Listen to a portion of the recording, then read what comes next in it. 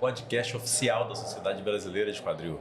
Sou o Lucas Amaral, cirurgião de quadril, e hoje vou entrevistar um cara sensacional, muito presente na sociedade, um cara entusiasta da tecnologia, e vamos falar de um tema um pouco sombrio para o cirurgião de quadril. Estou aqui agora com o Dr. Thiago Busato. Seja bem-vindo, Thiago. Obrigado, Lucas. Obrigado pelo convite e parabéns pela iniciativa também da Comissão de Comunicação. Esse foi um projeto muito acertado. Prazer estar participando. Agradecemos com a comissão em nome da Comissão de Comunicação, agradeço aos elogios. Thiago, a gente vai falar de tecnologia e de infecção no quadril.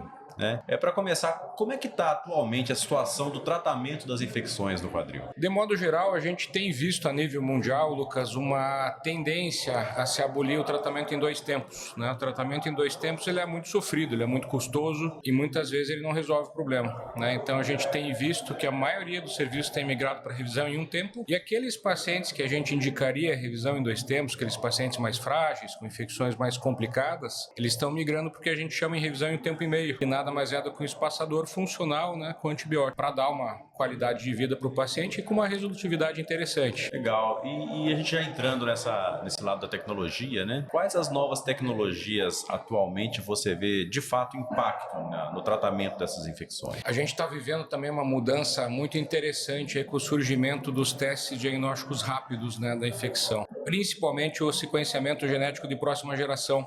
Esse teste ele tem virtualmente todos os germes conhecidos, inclusive com perfil de resistência. Então é um teste que ainda é caro, ainda não é tão acessível para a gente, são poucos serviços que tem, mas a tendência é que em pouco tempo a gente não use mais cultura. Perfeito. A gente tem também muito mais rápido.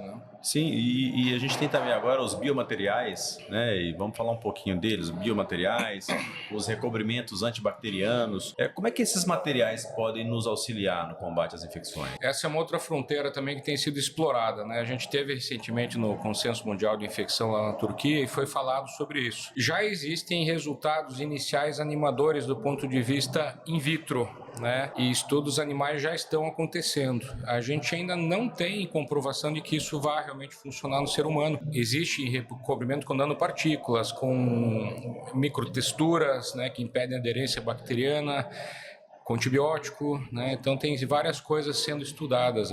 Você já tem utilizado algum desses materiais na sua prática clínica? Qual o resultado que você tem para passar para a gente? Esse tipo de implante específico a gente ainda não tem disponível para uso clínico, no Brasil principalmente, e acredito que fora também a gente ainda está no estágio pré-comercialização, Hoje a gente tem acesso ao sequenciamento de próxima geração já, sabe? Isso já está disponível no nosso hospital via universidade, então é um teste interessante, a gente já usou em 2 ou 3 casos aí no passado. Legal.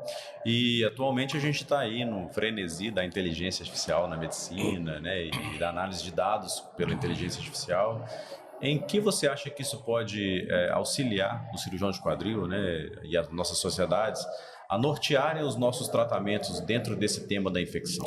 A pergunta é muito interessante, na verdade. Agora no consenso também foi conversado sobre isso. Haja visto que o diagnóstico às vezes é tão complexo, porque o quadro em si ele é muito variado de pessoa para pessoa, de germe, de localidade, da microbiota de cada lugar. A inteligência artificial ela vai vir com tudo para auxiliar o diagnóstico e também para auxiliar o pesquisador. Todo o conhecimento que foi gerado dentro do consenso ele vai estar disponível dentro de uma plataforma onde você pode consultar como se fosse um chat GPT, um Gemini, mas dentro de uma cerca científica muito forte, muito bem selecionada, Sim, inclusive em cruzamentos de dados de outras populações. Exato. Outros germes, novas cepas, genoma. Exato, é uma quantidade de dados muito grande, o Big Data, e para analisar isso precisa de uma máquina, muita certeza. coisa. Então vamos falar de futuro.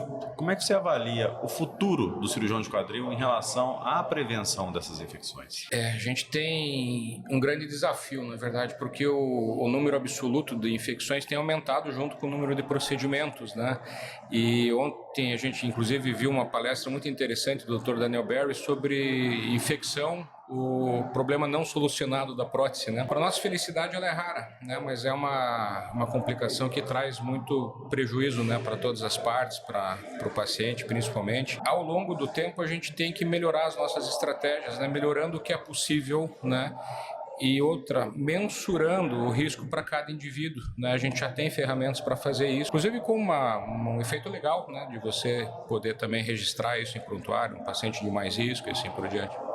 Tá, e vamos fazer um exercício agora de futurologia. O que você acha, tipo Jacksons, assim, que daqui a uns 10, 15 anos a gente vai ter, que a gente não tem hoje, que vai realmente revolucionar esse tipo de tratamento? Essa é uma pergunta interessante. Eu acho que o grande desafio que realmente às vezes limita o sucesso da cirurgia é a presença do biofilme, né? Então, temos duas frentes aí para pensar. Uma seria uma questão de uma remoção desse biofilme, seja mecanicamente, seja quimicamente, enfim, que seria uma coisa menos mórbida, você não precisaria tirar o implante. Sobre os novos antibióticos que vêm sido estudados também, né? Hoje em dia a gente tem antibióticos sendo desenhados por inteligência artificial. Outra coisa bem interessante também que a gente pode ter no futuro, também a gente está tendo uma possibilidade de trabalhar com o jeito que as bactérias se comunicam, isso chama de quorum sensing, né? Então, quando elas têm uma determinada situação, elas começam a assumir um perfil mais agressivo e que causa a doença, né? E quando elas têm uma situação, digamos, controlada, elas não têm comportamento patológico. Então, esses trabalhos do sequenciamento de próxima geração, eles têm mostrado que mesmo uma articulação normal, ela tem uma microbiota. Essa microbiota, ela se altera com infiltrações, por exemplo, né? Ela já por isso que é um fator de risco. Acho que esse é um outro caminho aí que pode ser tomado.